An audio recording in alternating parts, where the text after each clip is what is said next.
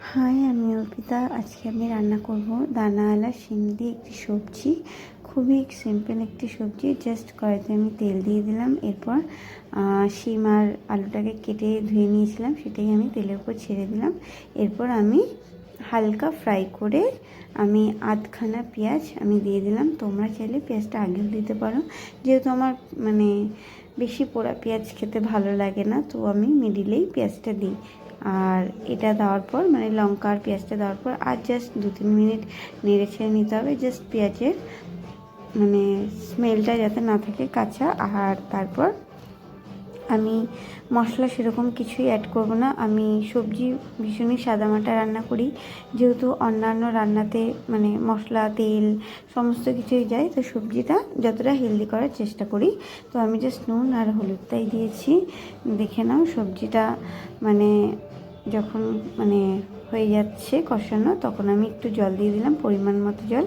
সবজিটা কিন্তু ঝোল হবে না, ড্রাই হবে, গা মাখা মাখা। আর এদিকে আমি কাতলা মাছের নুন হলুদটা মাখিয়ে নিচ্ছি।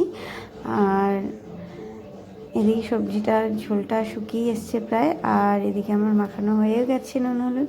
আর সবজিটা দেখো আমার হয়ে গেছে, কত সুন্দর লাগছে। এটা কিন্তু রুটি দিয়ে এবং ভাত দিয়ে দুটো দিয়েই ভালো লাগে। আর আমার তো ভীষণ ভালো লাগে এই শিমের এই দানাটা খেতে। শুধু দানা পাওয়াগুলোও আমি মার্কেট থেকে নিই, কারণ ওই দানাগুলো খেতে আমার ভীষণ ভালো লাগে। আর আমার এই ভিডিওগুলো যদি আপনাদের ভালো লাগে, প্লিজ আমাকে ফলো করবেন, আর লাইক কমেন্ট শেয়ারও করবেন। আর সবজিটা আমার কমপ্লিট। এরপর কড়াইটা গরম হয়ে যাওয়ার পর আমি তেল দিয়ে দিই। তেলটা গরম হয়ে যাওয়ার পর আমি একে একে মাছটা ভেজে নেব। ওইদিকে আমি মশলাটাও করে নিয়েছি। মশলার মধ্যে ছিল আদা, জিরে, পেঁয়াজ, রসুন, লঙ্কা। আর এদিকে দেখে নাও মাছটা ফ্রাই করছি। আমার না মাছ ভাজা করতে ভীষণ ভয় লাগে, তেল ছিটকায়, তো অনেকবার এরকম ছিটকেছে, চোখে এসছে, মুখে এসছে এবং হাতে। তো সেই পর থেকে আমার ভীষণ ভয় লাগে, সেই জন্য আমি দূরে দূরেই থেকেই মাছটা ভাজা করি। আর অল্প মাছ দিয়েই ভাজা করি, সব একসাথে দিই না। এক পিস একটু লম্বা ধরনের হলে এক পিস, নয়তো ছোটো ছোটো এরকম 2 পিস দিয়ে আমি ভাজা করি। আমার ভীষণ ভালো লাগে। এদিকে মশলাটা কষিয়ে আমি জল দিয়ে দিয়েছিলাম। হ্যাঁ, আমি একটু গুঁড়ো লঙ্কাও অ্যাড করেছি, তাই কালারটা একটু রেড এসছে। ঝোলটা যখন ফুটে যাবে 5 মিনিট, তখন আমি মাছগুলো ছেড়ে দিয়েছি। আর এরপর কিন্তু আরও ঝোলটা 10 মিনিট ধরে ফুটবে, কারণ ঝোলটা যত ফুটবে তত তার মাছের মধ্যে সমস্ত মশলাগুলো ঢুকবে এবং খেতে আরও টেস্টি হবে। এরপর আমি কিন্তু কাতলা মাছের জন্য আমি কিছুটা বেরেস্তা পেঁয়াজ ভাজা করে নিয়েছিলাম, যেটা আমি ওপর দিয়ে দেবো। তো এটা দিলে কিন্তু খেতে আরও সুস্বাদু হয় এবং স্মেলটা আরও ভীষণভাবে ভালো লাগে।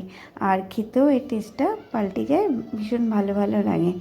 আর এদিকে মাছটা হতে হতে আমি ফ্রিজ থেকে কিছু টমেটো আর কুল বার করে নিয়েছি।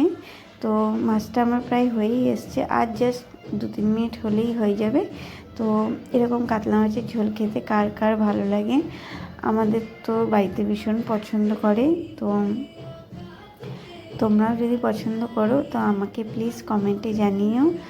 আর আমার রান্নাগুলো ভালো লাগলে অবশ্যই জানিও কমেন্টে, ভালো হয়েছে না খারাপ হয়েছে। তাহলে আমিও তোমাদের থেকে কিছু শিখতে পারবো যে হ্যাঁ আমি ঠিক করছি বা ভুল করছি। আর তাহলে একটু এনকারেজ পাবো। আর এদিকে আমার লাঞ্চটা রেডি। আমি সবজিটা নিয়ে নিয়েছি, কাতলা মাছটা নিয়ে নিয়েছি, আর ফলের মধ্যে কুল নিয়ে নিয়েছি। তো এটাই ছিল আজকের সিম্পল মেনু। আর খেতে কিন্তু খুব ভালো হয়েছিল।